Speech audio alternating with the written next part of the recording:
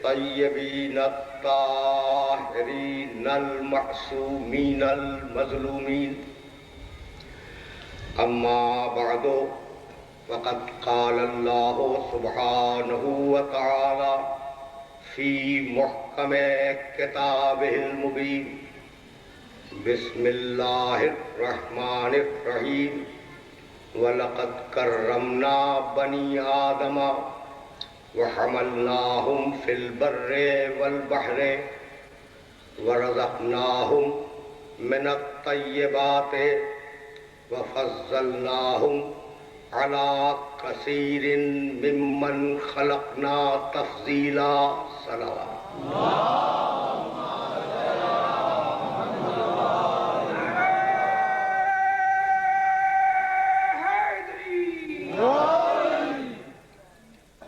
عزیزان محترم،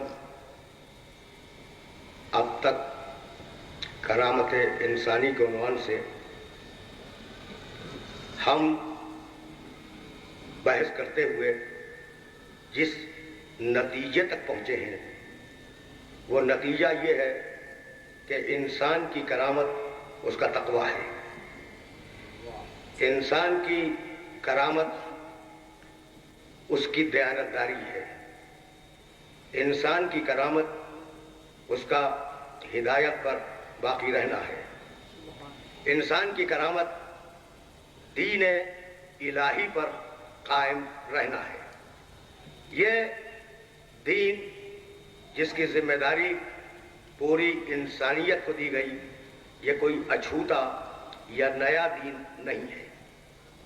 یہ وہی دین ہے جو پچھلے انبیاء کو دیا جاتا رہا.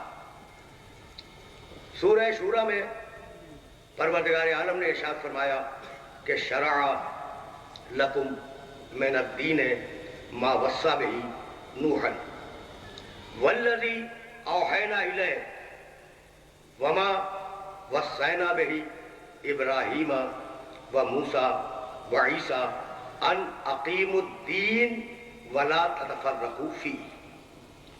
بڑی عجیب و غریب آیت ہے اور بڑی پالیسی میکنگ آیت ہے، اور میں یہ چاہوں گا کہ میرے نوجوان دوست اس آیہ مبارکہ کے ایک ایک لفظ کی طرف متوجہ رہیں. شرع لکم من الدین، اللہ نے تمہارے لیے دین میں شریعت بنائی.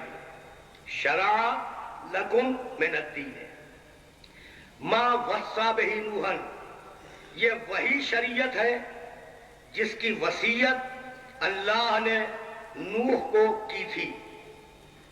والذی اوحینا الیہ، اور حبیب یہ وہی شریعت ہے جو ہم تمہاری طرف وحی کر رہے ہیں. وما وصینا بہ ابراہیم وموسیٰ وعیسیٰ، یہی دین اور یہی شریعت ہم نے ابراہیم کو دی تھی. ہم نے یہی دین اور یہی شریعت موسیٰ اور عیسیٰ کو دیا، اور ہم نے یہ کہہ کے شریعت دی، یہ کہہ کے دین دیا کہ ان اقیم الدین ولا تتفرقوا فیہ، دین پر قائم رہو، دین میں افتراق پیدا نہ کرو. میں نے اپنے سننے والوں کی خدمت میں ترجمہ کر دیا. ایک مرتبہ ترجمہ اور کروں گا، اس لیے کہ جس لفظ کی طرف متوجہ کرنا چاہ رہا ہوں ابھی تک میرے محترم سننے والے اس لفظ کی طرف متوجہ نہیں ہوئے. آیت پھر سماعت کریں. شرع لکم من الدین ما وصى به نوحا والذی اوحینا الیہ وما وصینا به ابراہیم وموسیٰ وعیسیٰ. عجیب بات ہے، ایک ہی آیت میں کہتا ہے کہ ہم نے نوح کو دین دیا وصیت سے، ابراہیم کو دین دیا وصیت سے، موسیٰ کو دین دیا وصیت سے، عیسیٰ کو دین دیا وصیت سے، اور محمد تمہیں دین دیا وہی سے. اب کوئی نہ کوئی بات تو ہے. بھائی آپ نے دیکھا قرآن غیر ضروری طور پر تو لفظوں کا استعمال نہیں کرتا. اب کوئی نہ کوئی بات تو ہے کہ شرع لکم من الدین ما وصى به نوحا والذی اوحینا الیک وما وصینا به ابراہیم وموسیٰ وعیسیٰ. دین ملے ابراہیم کو وصیت سے، شریعت ملے ابراہیم کو وصیت سے، موسیٰ عیسیٰ کو ملے وصیت سے، اور محمد کو ملے وحی سے. اب اگر وحی اور وصیت کا فرق سمجھ میں آ جائے تو ان دونوں، اگر وحی اور وصیت کا فرق میں واضح کر دوں تو ان دونوں گروپ میں جو فرق ہے وہ سامنے آ جائے گا۔ وصیت کے معنی، کون سا ایسا میرا سننے والا ہے جو وصیت کے معنی نہ جانتا ہو؟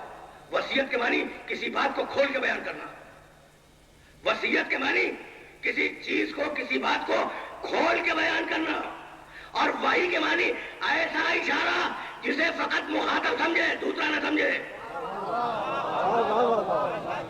بھئی عجیب بات ہے، عجیب بات ہے، جہاں سننے والوں کو لے کے آ گیا میں کہ ہم نے ابراہیم کو کھول کے شریعت دے دی، پورا دین کھول کے لکھ کے دے دیا، موسیٰ کو توریت میں لکھ کے دے دیا، عیسیٰ کو انجیل میں لکھ کے دے دیا، ہم نے وہی دین نوح کو بھی دیا تھا، لیکن حبیب تجھے وحی کے ذریعے دیا۔ وحی اشارت سریعت مخفیت، بھائی بہت توجہ ہے، وحی ایسے تیز اشارے کو کہتے، وحی ایسے تیز اشارے کو کرتے جسے فقط مخاطب سمجھے، دوسرا نہ سمجھے۔ یعنی پیغمبروں کو، توجہ ہے، پیغمبروں کو ہر بار کھول کھول کر دی گئی کہ بھائی یہ کہو، یہ کہو، یہ کہو، اور میرے محمد کے مزاج کو مزاج وحی الہی بنایا کہ جو کہہ دے وہ شریعت بن جائے۔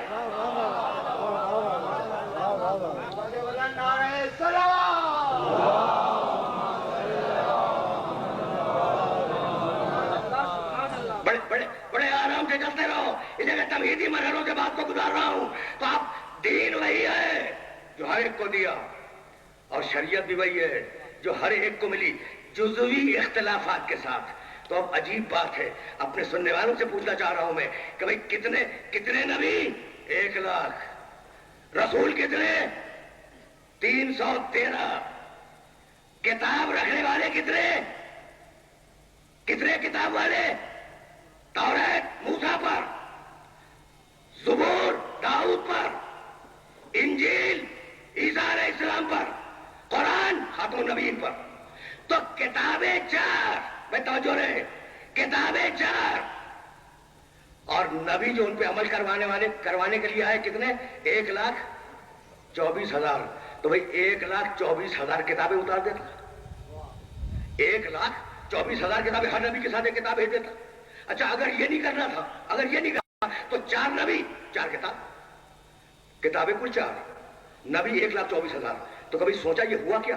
ہوا یہ کہ توریت آئی اور توریت کو موسیٰ علیہ السلام نے پہنچا دیا، اور ان کے بعد نبیوں کا سلسلہ چلا اس توریت کی حفاظت کے لیے، اس توریت کی تشریح کے لیے۔ یہ جو کثرت کے ساتھ نبی آئے ہیں نا، اس کا سبب بتلا رہا ہوں میں کہ کتاب آئی، کتاب نبی نے دی، امت کو پڑھا دی، لیکن چونکہ امت پہ اعتبار نہیں تھا اس لیے نبی آتے رہے کتاب کی حفاظت کے لیے، یہاں تک کہ انجیل کا دور آ گیا۔ انجیل عیسیٰ علیہ السلام نے پڑھائی، عیسیٰ علیہ السلام نے سمجھا دی، ان کے اوصیاء آتے رہے اور وہ اس کتاب کی تشریح کرتے رہے، اس کی حفاظت کرتے رہے۔ تو عجیب بات ہے، میں توجہ رکھنا، میں کچھ کہنا چاہ رہا ہوں۔ داؤد علیہ السلام پر زبور اتار دی، زبور داؤد نے پڑھا دی امت کو، بات ختم ہو گئی نا۔ اب داؤد کے بعد نبیوں کا سلسلہ چلا تاکہ کتاب کی حفاظت ہو سکے۔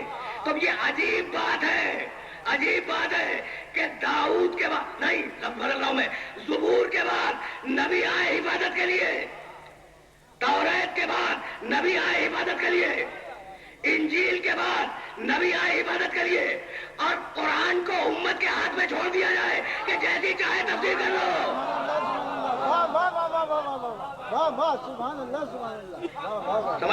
سمجھ رہے ہو نا بات کو کہ میں کہنا کیا چاہ رہا ہوں؟ اب کہہ سکتے تھے کہ چونکہ خیر الامم ہے، کنتم خیر امت اخرجت للناس، کہہ سکتے تھے کہ چونکہ یہ امت خیر الامم ہے اس لیے اس کتاب کی حفاظت کی ضرورت نہیں تھی، بڑے اچھے لوگ تھے، یہ مسلمان بہت اچھے ہیں، اور واقعہ یہ کہ خیر الامم ہے۔ تو اب داؤد کے زمانے میں چونکہ امتیں اچھی نہیں تھی اس لیے نبیوں کی ضرورت تھی کہ حفاظت کریں، ہے نا۔ موسیٰ علیہ السلام کے زمانے میں ظاہر ہے کہ لوگ ٹھیک نہیں تھے، اس لیے موسیٰ علیہ السلام کے بعد مسلسل 1450 سال تک نبی آتے رہے توریت کی حفاظت کرنے کے لیے۔ تو کہنے لگے کہ نہیں، قرآن کی حفاظت کے لیے کوئی ضرورت نہیں ہے کسی امام کی اور کسی حفاظت کرنے والے کی، اس لیے کہ امت خیر الامم ہے، اچھی امت ہے۔ تو اب میں پوچھوں، میرے نبی نے 365 دن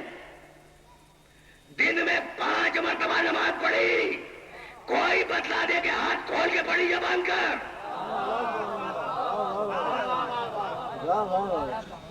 भाई कोई बतला दे, कोई बतला दे। अच्छा, और अगर हाथ बांध कर पड़ी तो कहाँ बांधते थे? कोई तो बतलाए। तो इतना रोजमर्रा का काम, भाई तवज्जो है, इतना रोजमर्रा का काम जो मेरे नबी ने 365 दिन साल के 5 मरतबा अंजाम दिया हो, जब उम्मत वो याद न रख सकी तो गदी के ऐलान को क्या खाक याद रखेगी?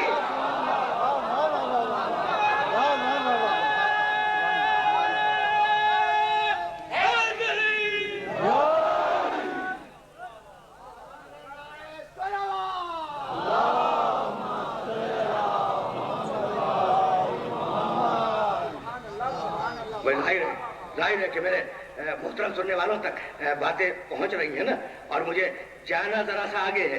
तो जिस मरहले फिक्र तक जाना है, उस मरहले फिक्र तक जाने के लिए ये मराहिल जरूरी हैं, और ये मराहिल नागुज़ीर हैं। भाई यही सबब है, सुनना। और ये जो आयतें मैं हदिया कर रहा हूं ना, इन सबको अपने ज़हन में रख लेना। यही सबब है कि सूरह नहल में 2 मरतबा कहा वमा अंज़लना अलैकल किताब इल्ला लितुबय्यिना। हबीब, हमने किताब को इसलिए नाज़िल किया कि तुम बयान करोगे, कोई मुल्ला बयान नहीं करेगा। मैं देख रहा ना, जिम्मेदारी कुरान के बयान की जिम्मेदारी, ये लफ्ज़ बयान ज़हन में रहे, कुरान के बयान की जिम्मेदारी मुफस्सिर की नहीं है, मुल्ला की नहीं है, मुज्तहिद की नहीं है, आलिम की नहीं है। वमा अंज़लना अलैकल किताब इल्ला लितुबय्यिना। हबीब, हमने इस किताब को इसलिए नाज़िल किया कि इसे तुम बयान करोगे। हो गई एक आयत। और फिर उसे सूरह नहल में कहा वअंज़लना इलैका ज़िक्र लितुबय्यिना लिन्नास मा नुज़्ज़िला इलैहिम व लअल्लहुम यतफक्करून। हबीब, इस कुरान को हम तुम्हारे ऊपर नाज़िल कर रहे हैं लितुबय्यिना लिन्नास, लोगों के सामने से तुम बयान करो, तुम बयान करो। तवज्जो रहे, बहुत तवज्जो रहे। मजबूरी है बयान रसूल की। अब 2 आयतें हो गई, सुनते जाओ, आराम से सुनते जाओ, लेकिन मुसलसल खत फिक्र है और कहीं दूर जाना है। हबीब, तुम बयान करो। 2 आयतें सूरह नहल की हो गई। सूरह क़यामत, इन्ना अलैना जमअहू व क़ुरआनहू, दरमियान से एक आयत छोड़ रहा हूं मैं। इस कुरान को जमा करवा देना। देखो आयत है सूरह क़यामत की, इन्ना अलैना जमअहू, इस कुरान की जमा आवरी करवा देना। अलैना, हमारी जिम्मेदारी है, कोई जमे कुरान पे नाज़ न करे। ये तो अल्लाह की जिम्मेदारी है, ये अल्लाह की जिम्मेदारी है। इन्ना अलैना जमअहू, इसको जमा करवा देना हमारी जिम्मेदारी है। वह कुरान हो, और इसको नस्लन बाद नस्लिन पढ़वाते रहना है ना। तवज्जो, हमारी जिम्मेदारी है। एक आयत दरमियान से छोड़ी मैंने, सुम्मा इन्ना अलैना लबयानहू, और इसका बयान भी हमारी जिम्मेदारी है। कोई इसका बयान अपनी मर्जी से नहीं करेगा। तो भाई तवज्जो रहे, 3 आयतें बयान पे पढ़ चुका, और अब 4थी आयत पढ़ने जा रहा हूं। तवज्जो रहे कि कुरान बयान रसूल के बगैर समझ में नहीं आएगा। भाई सुन रहे हो ना, कुरान बयान रसूल के बगैर समझ में नहीं आएगा। अब 4थी आयत सुनो, बिस्मिल्लाहिर्रहमानिर्रहीम, अर्रहमान अल्लमल कुरान खलकल इंसान अल्लमहुल बयान। भाई अजीब अजीब मरहले फिक्र है, और इस मरहले फिक्र पर मेरे साथ रुके रहना। जहां कुरान उतारा वही बयान साथ में रखा। मोहम्मद इसे तुम बयान करोगे, मोहम्मद इसे तुम बयान करोगे। तो अब ये पढ़ा लिखा बेदार मजमा, इस बेदार मजमे के सामने एक छोटी सी मिसाल पेश करना चाह रहा हूं। सुनो सुनो, बयान जिम्मेदारी किसकी है? रसूल की। तय हो गई ना बात? अब सुनना आराम से, बहुत आराम से। कुरान में है, बुजुर्ग तो सब जानते हैं ना, ये जो मेरे दाहिने बाएं नौजवान दोस्त बैठे हुए हैं, इनको ये जुमले हदिया कर रहा हूं। कुरान की एक आयत सुनो आराम से, लौ काना मिन इंदे गैरिल्लाह लवजदू फीहि इख्तिलाफन कसीरा। अगर ये कुरान अल्लाह का ना होता तो इसमें इख्तिलाफ होता। ठीक है, अब आप मुसलमान हैं, मैं भी मुसलमान हूं, मानते हैं ना कि कुरान में इख्तिलाफ नहीं है। और अगर खुदा न खास्ता इख्तिलाफ हो, अल्लाह का कलाम नहीं है, बहुत सीधी बात। तो अब इख्तिलाफ नहीं है ना कुरान में। भाई बुजुर्ग तो सब जानते हैं, बुजुर्गों को तो खिताब कर ही नहीं रहा हूं। ये जो नौजवान दोस्त इधर सारे बैठे ना, इनसे पूछ रहा हूं, भाई कुरान में इख्तिलाफ नहीं है ना? अब सुनो सुनो, और ले आओ कुरान तो दिखा दो तुम्हें।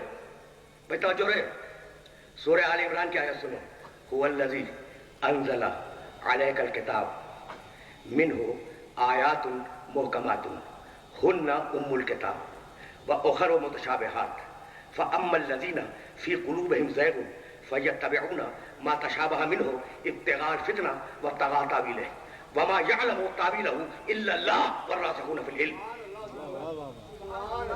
لمبی آیت پڑھی میں نے، آیت لمبی پڑھی، آیت میں نے پوری نہیں پڑھی، جتنی ضرورت تھی اتنی میں نے پیش کی، آرام سے ٹھنڈے دل سے ترجمہ سننا۔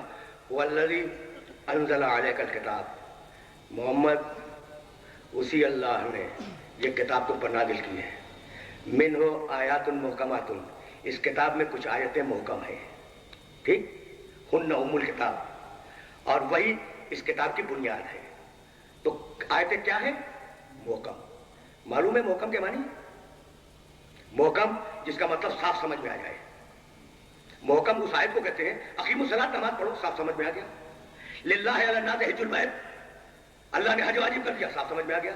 لیکن بہت سی آیتیں ایسی ہیں جو صاف سمجھ میں نہیں آتی، جن میں ایک سے زیادہ معنی نکلتے ہیں، 3 معنی 4 معنی، کون سا معنی اللہ نے مراد دیا کچھ پتہ نہیں، اس کو کہتے ہیں متشابہ۔ تو اب کتنی قسمیں ہو گئی؟ محکم، متشابہ۔ سنتے جانا، هو الذی انزل علیک الکتاب منہ آیات محکمات ہن ام الکتاب، اس میں کچھ آیتیں محکم ہیں، وہی کتاب کی بنیاد ہے۔ وَأُخَرُ مُتَشَابِهَاتٌ، کچھ آیتیں متشابہ ہیں، ٹھیک ہے نا۔ فَأَمَّا الَّذِينَ فِي قُلُوبِهِمْ زَيْغٌ، وہ لوگ جن کے دلوں میں کجی ہے، فَيَتَّبِعُونَ مَا تَشَابَهَ مِنْهُ، تو وہ محکم کو چھوڑتے ہیں، متشابہ کی پیروی کرتے ہیں۔ بھائی دیکھنا کیا کمال کی آیت ہے۔ فَأَمَّا الَّذِينَ فِي قُلُوبِهِمْ زَيْغٌ فَيَتَّبِعُونَ مَا تَشَابَهَ مِنْهُ، جن لوگوں کے دلوں میں کجی ہے، بھائی کافر تو مانتا ہی نہیں ہے، کافر تو قرآن کو مانتا ہی نہیں ہے، مسلمانوں میں جن کے دلوں میں کجی ہے، بہت سامنے کی بات کر رہا ہوں، نہ کوئی منطق ہے نہ کوئی فلسفہ، بہت سامنے کی بات ہے۔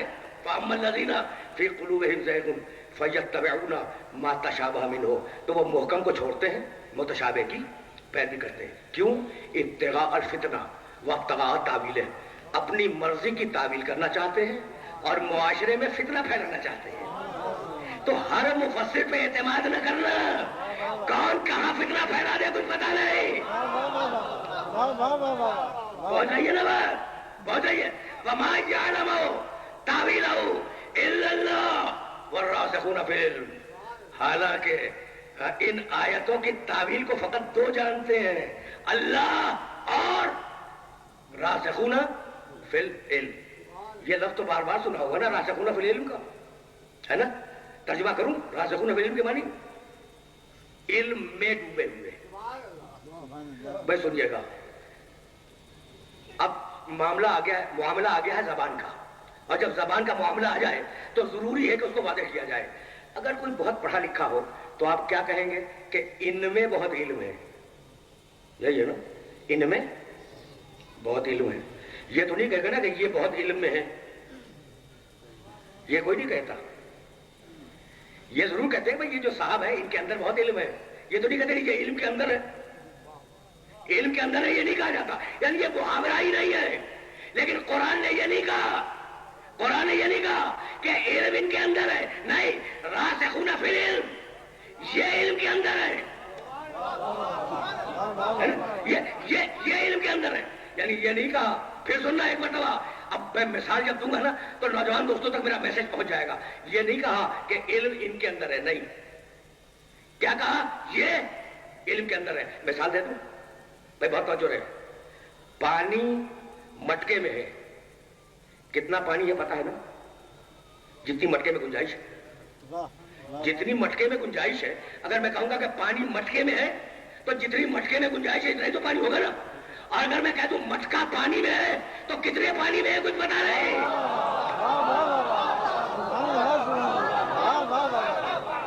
بہت صحیح نا بات؟ اب کتنا پانی ہے پتا نہیں۔ بھائی توجہ ہے، تو یہ وہ لوگ نہیں ہیں، توجہ، یہ وہ لوگ نہیں ہیں جن کے اندر علم ہے، یہ وہ ہے جو علم کے اندر ہے۔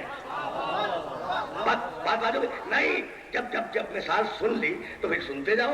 भाई मटके में पानी है, जब मटके में पानी डाला जाएगा तो अंदर का सारा पानी से गीला हो गया, बाहर तो खुश्क है ना, बाहर तो खुश्क है, लेकिन अगर मटके को उठा के पानी में डाल दो तो हर तरफ गीला हुआ या नहीं हुआ? तो ये वो है जिनके जिस्म का जर्रा जर्रा इल्म में डूबा हुआ है।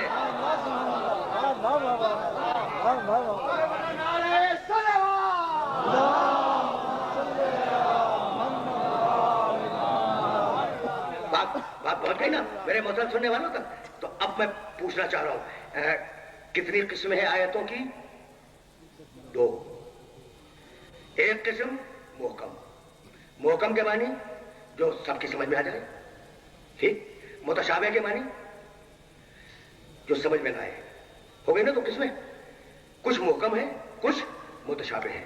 रखना याद, इसे याद रखना कि कुरान में आयतों की 2 किस्में हैं, मोहकम और मुतशाबे। हो गई ना बात? अब सुनना, अब मैं आयत पढ़ रहा हूं और हवाला दे रहा हूं, देख लेना, मेरे जाने के बाद देख जरूर लेना।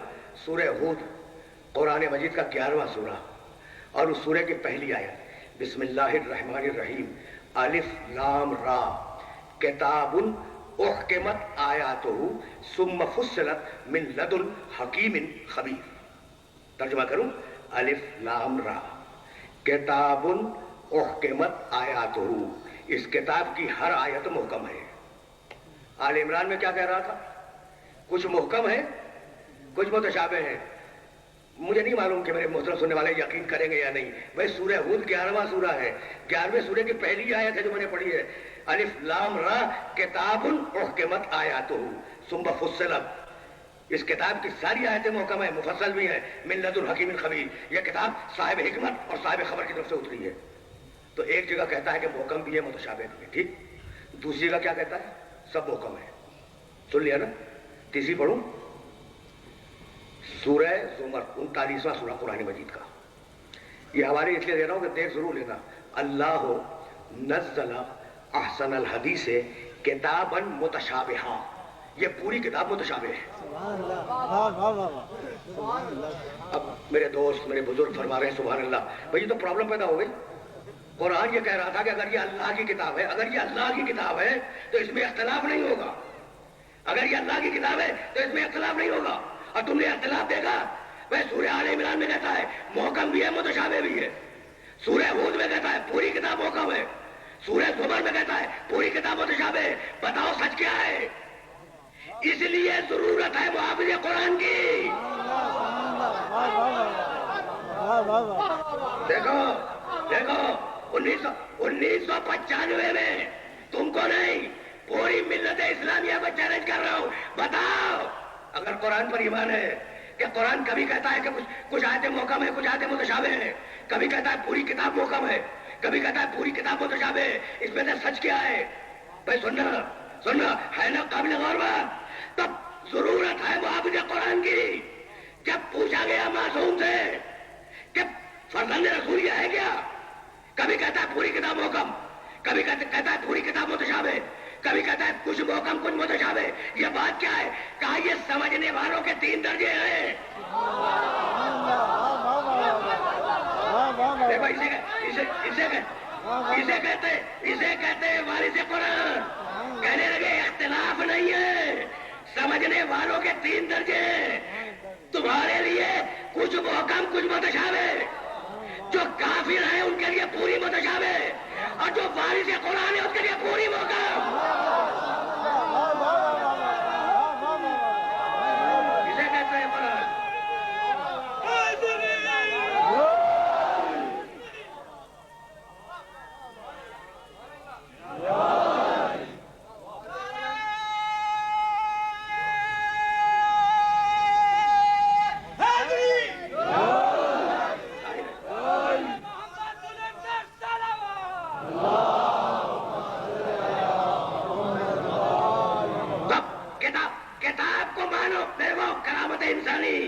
करामत इंसानी तन्हा किताब को मान लेना करामत नहीं है। किताब को वारिसे किताब के साथ मानो, यह है करामत इंसानी। 2 मरतबा सूरह नहल में कहा कि हबीब कुरान तुम बयान करोगे, कुरान तुम बयान करोगे। सूरह क़यामत में कहा हमने ذمہ داری لی ہے کتاب کو بیان کروانے کی. سورہ رحمان نے کہا بیان قرآن کا ہم کروائیں گے، یعنی رسول کے ذریعے. تو جو کتاب تنہا خود زمانے رسول میں کافی نہ ہو، وہ بعد رسول کیسے کافی بن جائے گی؟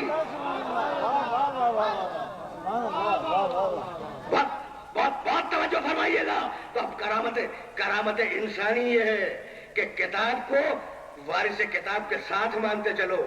اب نظام ہدایت جو چلا، بھائی مجھے کچھ کہنا ہے اور اگر اس مرحلے سے میں آسانی سے گزر گیا تو میں سمجھوں گا کہ آج کی محنت سوارت ہوئی. اور مسلسل خط فکر ہے، نظام ہدایت چلا کتاب کے ساتھ وارث کتاب رکھنا ذہن میں.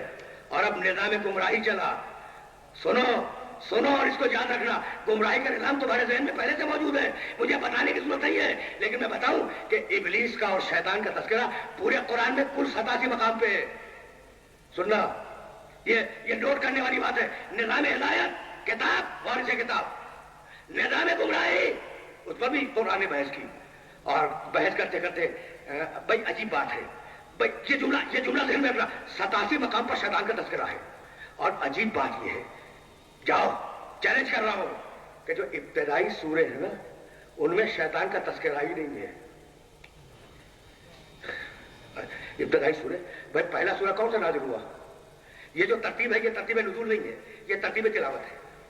ابتدائی سورہ بسم اللہ الرحمن الرحیم، اقرأ باسم ربک الذی خلق، خلق الانسان من علق، اقرأ وربک الاکرم الذی علم بالقلم، علم الانسان ما لم یعلم. آگے نہیں پڑھو اسے کہ آخری آیت سجدے کی آیت ہے، تو شیطان کا کوئی تذکرہ نہیں. ٹھیک. اچھا سورہ حمد ابتدائی سورہ ہے، شروع میں آیا ہے بسم اللہ الرحمن الرحیم سے، ولا ظالم تک پڑھ لو، شیطان کا کوئی تذکرہ نہیں. ٹھیک ہے نا. سورہ قل هو اللہ ابتدائی سورہ ہے، شیطان کا تذکرہ ملا نہیں ملا. عجیب بات ہے جو کہنا چاہ رہا ہوں میں. اچھا سورہ والضحیٰ، والشمس وضحاها والقمر اذا تلاها والنهار اذا جلاها والليل اذا يغشاها والسماء وما بناها والارض وما طحاها، کہیں شیطان کا کوئی تذکرہ آیا نہیں ہے.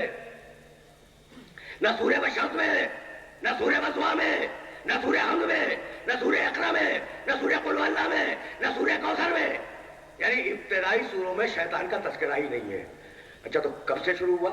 جب کچھ تھوڑے سے لوگ مسلمان ہوئے.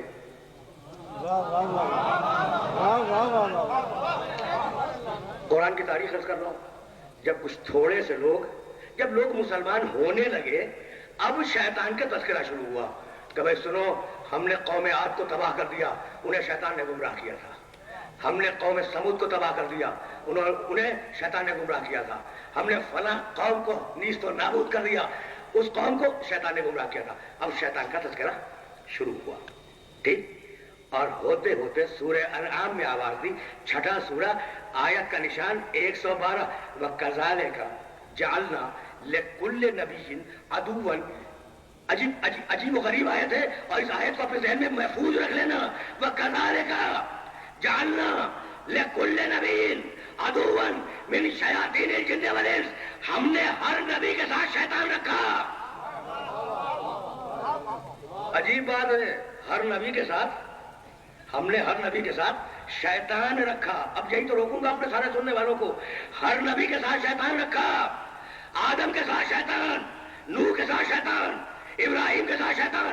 یعنی شیطان اس لیے رکھا کہ مکمل بدی کے مقابلے پر مکمل نیکی پہچانی جائے. ساتھ رکھنے کا مقصد سمجھ میں آیا؟ ساتھ رکھنے کا مقصد کہ مکمل بدی کے مقابلے پر مکمل نیکی سمجھ میں آ جائے. اور اتنا عجیب و غریب ہے کہ آدم نبی معصوم کا لفظ کر رہا تھا، حوا پوری انسانیت کی ماں. وہی الہی کا ماحول ہے. ان کے گھر میں فرشتے اترتے ہیں، ان کے گھر میں فرشتوں کے پروں کی پھڑپھڑاہٹیں سنی جاتی ہیں. اور اس گھر میں شیطان گھس گیا. مجھے بتاؤ گھسا یا نہیں گھسا؟ بھائی گھس گیا یا نہیں؟ اگر نہ گھسا ہوتا، بھائی وحی الہی کا ماحول، اس وحی الہی کے ماحول میں اگر شیطان آدم کے گھر میں نہ گھستا تو کبھی قابیل حابیل کو قتل نہ کرتا. تو نبی کا گھر ہے، شیطان گھس گیا. یعنی عجیب کمال کی بات ہے نا. اب زمانہ آگے بڑھا، نوح علیہ السلام کا زمانہ آیا. نوح علیہ السلام کی بیوی کو گمراہ کیا یا نہیں کیا؟ نوح کے گھر میں گھس گیا. نوح کے گھر میں شیطان گھس گیا. اگر نہ گزا ہوتا تو بیوی گمراہ کیوں ہو جاتی؟ اس لیے کہ قرآن نے آواز دی ضرب اللہ مثلا للذین کفروا امرأۃ نوح وامرأۃ لوط كانتا تحت عبدین من عبادنا صالحین فخانتاہما فلم یغنیا عنہما من اللہ شیئا وقیل ادخلا النار والداخلین. نوح کی بیوی کافرہ تھی. پورا ترجمہ نہیں کروں گا اس لیے کہ اتنا وقت نہیں ہے میرے پاس اور میں بہت تیزی کے ساتھ گزر رہا ہوں. نوح کی بیوی کافرہ تھی. بھائی سننا، ہم نے نوح کی بیوی کو ہلاک کر دیا. پڑھا لکھا مجمع بیٹھا ہے اس لیے جملہ کہہ رہا ہوں اور اس جملے کو اپنے ذہن میں گرا میں باندھ کے رکھ لینا، کہیں کام آ جائے گا. بھائی کہا کہ ہم نے نوح کی بیوی کو ہلاک کر دیا اور اسی قرآن میں کہا نجیناہ وأہلہ من الکرب العظیم. ہم نے نوح کو اور نوح کے اہل بیت کو بچا لیا. نوح کو اور نوح کے اہل بیت کو بچا لیا. بیوی کو ہلاک کر دیا. بیوی سب کچھ ہو سکتی ہے، اہل بیت میں شامل نہیں ہو سکتے.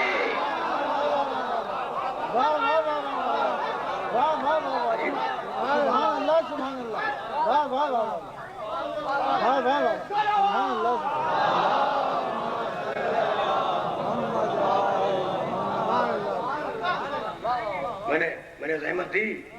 بھائی آپ نے دیکھا نہیں؟ یعنی عجیب، قرآن مجید کے کمال بھی عجیب ہے. عجیب کتاب ہے نا.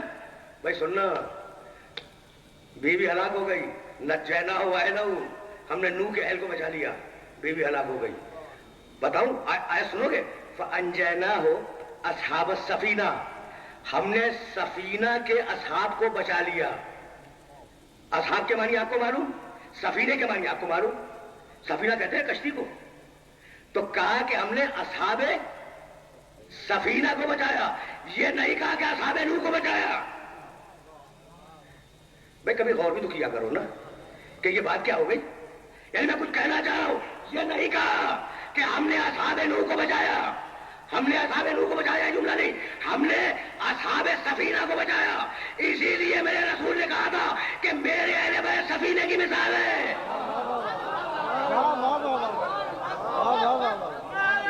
توجہ رہے. فرشتوں کی آمد و رفت ہے. نوح اولو العزم نبی ہے، چھوٹی نبوت نہیں ہے نوح علیہ السلام کی. نوح علیہ السلام وہ نبی ہے جن کے لیے سورہ صافات میں کہا، انجمن حسینیہ ایرانیہ نقل کر رہا تھا میں کہ سلام علی نوح فی العالمین. دیکھو نوح کا اسٹیٹس کیا ہے. سلام علی نوح فی العالمین، سلام ہو نوح پر عالمین میں، صرف اس زمین پہ نہیں. سلام ہو نوح پر عالمین میں. اتنا بڑا نبی اور اس نبی کے گھر میں ابلیس گھس گیا. یہی تو لانا تھا. اتنے بڑے اولو العزم نبی کے گھر میں ابلیس گھس گیا. اگر نہ گھسا ہوتا تو بیوی گمراہ نہ ہوتی. بھائی توجہ رہے، توجہ رہے. ہر یہ ہے کہ بیٹا گمراہ ہو گیا، بیٹا گمراہ ہو گیا. روک رہا ہوں اپنے سارے سننے والوں کو. بھائی بیوی گمراہ ہوئی تھی تو ہوئی تھی، بیٹا گمراہ ہو گیا، نبی کا بیٹا گمراہ ہو گیا. اسی لیے پروردگار نے طے کیا کہ اب مستقبل میں ہر نبی کی ہر زوجہ کو صاحب اولاد نہیں بناؤں گا. خدا معلوم کہاں بیٹا آ جائے.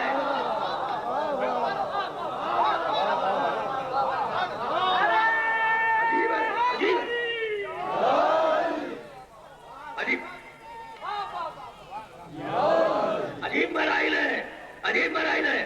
دیکھو اگر شادی بے جوڑ ہو جائے، ہو جاتی ہے شادیاں بے جوڑ ہو جاتی ہیں. اب حضرت نوح کی بیوی کتنی بے جوڑ شادی ہے نا. تو اب ایک تو ہو گیا واقعہ، اولاد ہو گئی.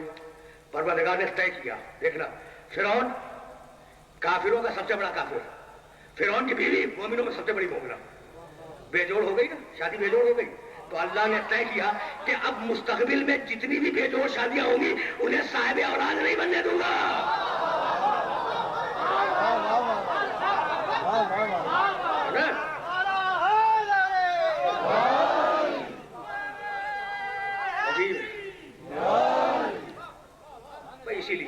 اسی لیے کہتا ہوں کہ دیکھو ایک اصول طے کر لو، اور وہ اصول بڑا اچھا ہے کہ جسے قرآن کہے اچھا اسے اپنے کندھے پہ بلند کر لو، سر پہ اٹھا لو. بس سیدھی بات ہے، بس سیدھی بات کرو. ساری فضیلت قرآن کے رشتے سے ساری فضیلتیں محمد رسول اللہ کے رشتے سے ہے نا, ساری فضیلتیں, ساری کرامتیں, یہ کرامت انسانی ہے کیا؟ یہ محمد کے رشتے سے, قرآن کے رشتے سے, دین کے رشتے سے. دین جسے بلند کرے اسے بلند کر لو, دین جسے پست کر دے اسے پست کرو, دین جسے قریب کرے اسے قریب کر دو, دین جسے دور کرے دور کر دو. تو غلط انسان کو بلند کرنا یہ کوئی اچھی بات نہیں ہے.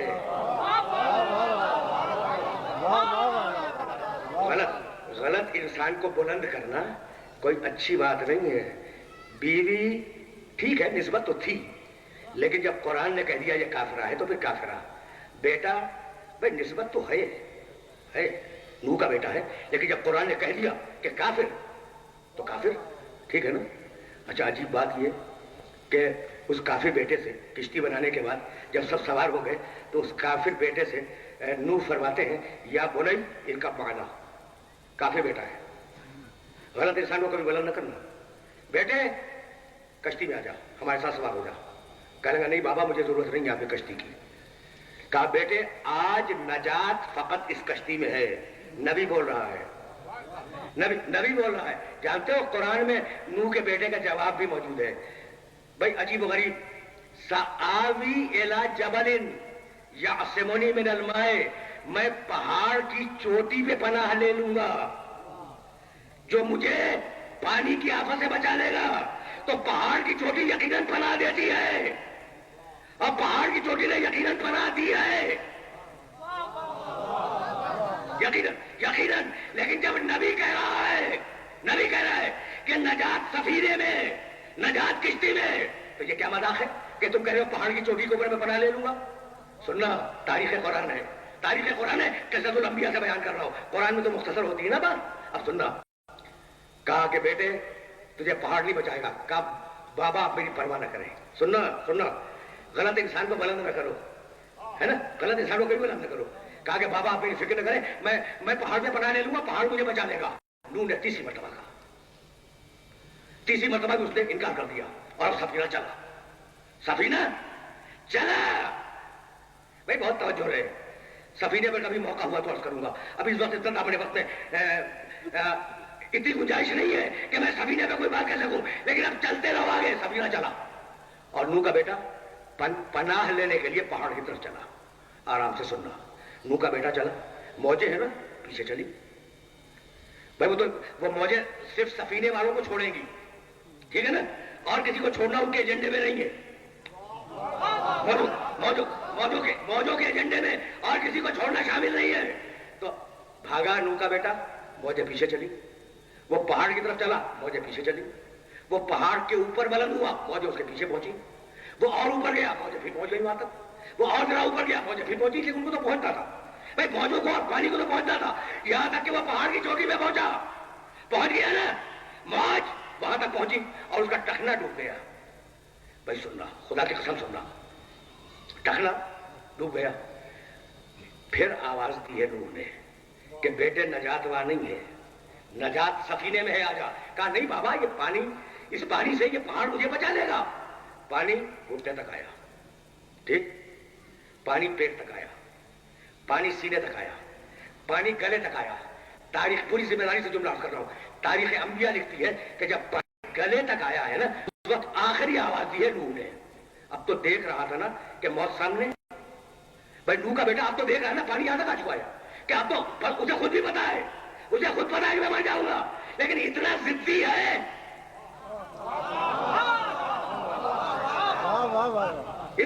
اتنا ضدی ہے کہ جانتے پوچھتے ہوئے کہہ رہا ہے کہ بابا آپ جائیں, یہ پہاڑ مجھے بچا لے گا. حال بینہما الموج, قرآن نے کہا درمیان میں موج آ گئی اور نوح کا بیٹا ڈوب گیا. اب میں سارے سننے والوں سے پوچھنا چاہ رہا ہوں کہ بھائی نوح کا بیٹا ڈوب گیا نا, پہلے کون ڈوبا, پہلے پہاڑ یا نوح کا بیٹا؟ پہلے پہاڑ ڈوبا, بعد میں نوح کا بیٹا ڈوبا.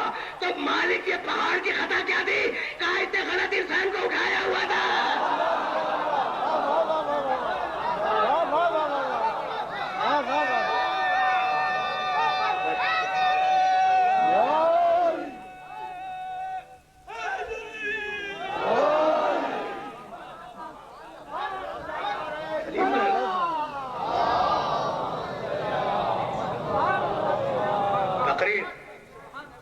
تمام ہو گئی اور اب اس سے آگے میں نہیں جاؤں گا. اچھا آج تک بڑے بڑے علماء جب تفسیریں لکھتے ہیں نا قرآن کی تو بڑے پریشان ہوتے ہیں کہ نوح علیہ السلام جیسا اولو العزم نبی، یہ پہلے اولو العزم نبی ہے، اس سے پہلے کوئی اولو العزم نہیں آیا، یہ پہلے صاحب شریعت نبی حضرت نوح علیہ السلام، اتنا بڑا نبی جس کو قرآن کہے عالمین میں سلام ہو نوح پر. یہ ہوا کیا؟ نبی کا بیٹا کافر ہو گیا. یہ بحث کی علماء نے یہ بحث کی، ہوا کیا بھائی کہ نبی کا بیٹا کافر ہو گیا. کہا دیکھو خدا ان علماء پہ رحمت نازل فرمائے، محنتیں کی ہیں انہوں نے، زحمتیں اٹھائی ہیں، نتیجے لکھے ہیں اور وہ نتیجے سامنے پیش کر رہا ہوں. کہنے لگے بھائی بات یہ ہے کہ بیٹے پر باپ کا کردار اثر انداز ہو یا نہ ہو، ماں کی گود اثر کر جاتی. لکھ دیا علماء نے، لکھ دیا کہ اصل میں نوح علیہ السلام کو تبلیغ کرنے کے لیے اکثر باہر تشریف رکھتے تھے، گھر میں تو ہمیشہ ماں کے ساتھ رہا نا، تو گود جو ہے وہ اثر کر گئی. تو کہنے لگے کہ اصل میں گود کا اثر تھا جو کافر ہو گیا. ٹھیک ہے نا بھائی، ٹھیک ہے نا، گود کا اثر تھا جو کافر ہو گیا. یعنی نسل اثر نہیں کرتی، عجیب بات، گود جس میں پلے وہ اثر انداز ہو گئی ہے نا. اور کہنے لگے بھائی یہی تو بات ہے کہ چونکہ حسین رسول کی گود میں پلے حسین بن گئے، چونکہ حسین رسول کی گود میں پلے اس لیے حسین بن گئے. دیکھو کتنی صفائی کے ساتھ حسین کی ساری اچھائیاں رسول کے کھاتے میں ڈال دیں. حقیقت بھی یہی ہے، حسین منی وانا من حسین ہے نا. تو میں ہاتھ جوڑ کے پوچھ رہا ہوں کہ ساری حسین کی ساری اچھائیاں نتیجہ تھیں رسول کی گود کا. یہی تو کہہ رہے ہو نا بھائی، یہی تو کہہ رہے ہو نا کہ حسین کی ساری اچھائیاں رسول کے گود کا نتیجہ تھی. تو ذرا یہ بھی بتاتے چلو کہ یزید کی ساری برائیاں کس گود کا نتیجہ تھی؟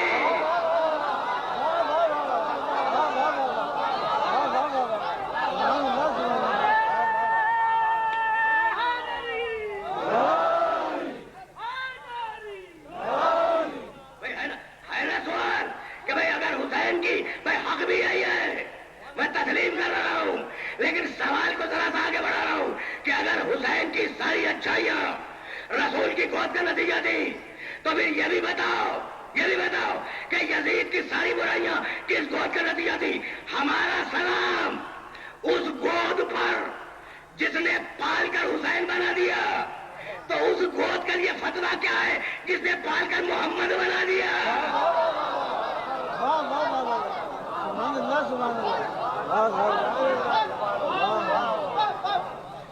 بات سمجھ میں آئی بھائی؟ یہ نور ایک ہے، مسئلہ تربیت کا نہیں ہے. وہی تربیت لعاب دہن رسول سے پہلی غزہ ملی ہے. مسئلہ تربیت کا نہیں ہے، نور ایک ہے، دینت ایک ہے، مزاج ایک ہے، کیفیت ایک ہے. بھائی فضائل میں ایک ہے نا مسئلہ، نور ایک، دینت ایک، فطرت مزاج ایک. بھائی عجیب بات ہے. اور پھر صحیح اس لیے کہ اب دامن وقت میں گنجائش نہیں ہے اور مجھے 5-7 دقیقے مسائل کے لیے آپ کی خدمت میں صرف کرنے ہیں. اور آج علی اصغر کا جھولا برآمد ہونے والا ہے، تو اس رشتے سے چند جملے عرض کروں گا، گہوارے علی اصغر ہے نا. تو اب ساری خوبیاں حسین کی اس گود کا نتیجہ تھی جس میں حسین پلے. خدا کی قسم میرے اس جملے کو یاد رکھنا کہ یہ پلے کے محتاج نہیں ہے، پیدا ہوتے ہیں تو سجدہ کرتے ہیں. دیکھو وہ 6 مہینے کا تھا وہ بچہ، جب چلے ہیں نا 28 رجب کو تو 14 دن کا تھا، ہے وقت کی کتابوں میں علی اصغر 14 دن کا تھا. 6 مہینے کی کوئی عمر ہوتی ہے. لیکن جب حسین نے کربلا کے میدان میں استغاثے کی آواز بلند کی، حل من ناصر ینصرنا، ہے کوئی ہماری مدد کرنے والا، ہے کوئی ہماری مدد کرنے والا، حل من مغیث یغیثنا، ہے کوئی ہمارے استغاثے پر لبیک کہنے والا، حل من ذاب یذب عن حرم رسول اللہ، ہے کوئی حرم رسول کی عبادت کرنے والا. تو 2 ہی خیموں سے رد عمل ہوا. ایک خیمے سے سجاد نکلے، تفصیل بیان کروں گا لشتر پارک میں، سجاد نکلے، اور دوسرے خیمے سے گریہ و بکا کی آوازیں بلند ہوئیں. بس طویل مصائب نہیں ہے، جملے سنو اور مجھے اجازت دے دو۔ گریہ و بکا کی آوازیں بلند ہوئی، قریب پہنچے رباب کے خیمے کے، کہا رباب بات کیا ہے؟ خیمے کے دروازے پر شہزادی ہے بھائی، کہا بھیا کیا بتائیں؟ جیسے ہی تمہاری آواز بلند ہوئی، حل من ناصر ینصرنا، بچے نے اپنے آپ کو جھولے سے زمین پہ گرا دیا۔ اجرکم اللہ، اجرکم اللہ۔ میں اپنی محترم سننے والی خواتین سے مخاطب ہوں، خدا تمہاری گودیوں کو آباد رکھے۔ آج رباب کے بیٹے کا تذکرہ ہے، بھائی ذہن میں دو جملے رہے، مجھے زیادہ اپنے سننے والوں کو زحمت نہیں دینی۔ اصغر کی دو بہنیں، علی اصغر کی دو بہنیں، ایک بہن فاطمہ صغرا جو بیماری کی وجہ سے مدینے میں رہ گئی، دوسری بہن سکینہ جو کربلا میں عاشور کے دن تک اصغر کے پاس رہی۔ جب بچے نے اپنے آپ کو جھولے سے زمین پہ گرایا تو اس وقت سکینہ موجود تھی، اور یہ کہہ کے رباب سے حسین نے اصغر کو لیا کہ لاؤ رباب، شاید میں اصغر کو پانی پلا کے لاؤں۔ اجرکم اللہ۔ بس آخری جملہ سنو، آخری جملہ، اور مجھے اجازت دے دو، شاید میں اصغر کو پانی پلا کے لاؤں۔ ابا کے سائے میں لے کر دشمنوں کے سامنے آئے، مقتل بیان نہیں کروں گا، مجھے جانا آگے ہے۔ ایک مرتبہ ابا کے دامن کو الٹا اور کہا، اے فوج یزید، اگر تو یہ سمجھتی ہے کہ اس بچے کے بہانے سے میں پانی پی لوں گا تو جلدی ریتی پر اس بچے کو لٹا کر دور ہو جاتا ہوں۔ اجرکم اللہ، میں جلدی ریتی پہ لٹا کر دور ہو جاتا ہوں، تم خود آ کے پانی پلا دو۔ حسین نے لٹایا، دور ہوئے، کوئی نہ آیا، کوئی نہ آیا۔ قریب آئے، اصغر کو پھر اٹھایا، کہا بیٹے فوج کو تیری پیاس کا یقین نہیں ہے۔ ایک مرتبہ بچے نے اپنی ننھی زبان باہر نکالی۔ اجرکم اللہ، اجرکم اللہ۔ بس آخری جملے سنو، آخری جملے سنو۔ ادھر سے تیر آیا، حسین نے کہا انا للہ و انا الیہ راجعون، یہ کہہ کر ابا کا سایہ ڈالا۔ آئے رباب کے خیمے پر، مختصر کر رہا ہوں، جملہ سننا۔ آئے رباب کے خیمے پر، سکینہ نے سنا ہوا تھا، سکینہ نے سنا ہوا تھا کہ بھائی کو پانی پلانے لے گئے ہیں۔ ایک مرتبہ دوڑتی ہوئی حسین کے پاس آئی، کہا بابا مجھے یہ پتا نہیں تھا کہ میں آپ کو پیاری نہیں ہوں، اصغر آپ کو زیادہ پیارا ہے۔ بابا اب اصغر کو پانی پلا رہا ہے، بس یہ سننا تھا کہ حسین نے کا دامن اٹھایا، کہا بی بی تیرا بھیا پانی پی کے نہیں آیا۔ اجرکم اللہ، اجرکم اللہ۔ دو جملوں کی سماعت کی سماعت اور ہے، بیٹی تیرا بھیا پانی پی کے نہیں آیا، تیرے ظلم سے سیراب ہو آیا ہے۔ یہ ایک بہن ہے سکینہ اور دوسری بہن فاطمہ صغرا۔ جب لٹا ہوا قافلہ مدینے پہنچا اور ساری بیویاں حرم رسول میں آگے بیٹھ گئی تو ایک مرتبہ فاطمہ صغرا اٹھی، فاطمہ صغرا اٹھی اور ایک ایک بیوی کی گود دیکھنے لگی۔ زینب نے پوچھا صغرا کیا دیکھ رہی ہو؟ تو بچی نے رو کے کہا پھوپھی اماں سب مر گئے، میرا چھوٹا بھائی اصغر کا ہے۔ آؤ اصغر بات کر لو مادر دلگیر سے، کچھ اشاروں سے بتا دو کیا کہو گے تیر سے۔ آنکھ بھی کھولی نہیں اصغر نے اے ام رباب، تشنگی ایسی چلائی حرملان تیر سے، رضوان میں دی اور عمران میں دی، نوح خانی کریں گے۔ قبر اسود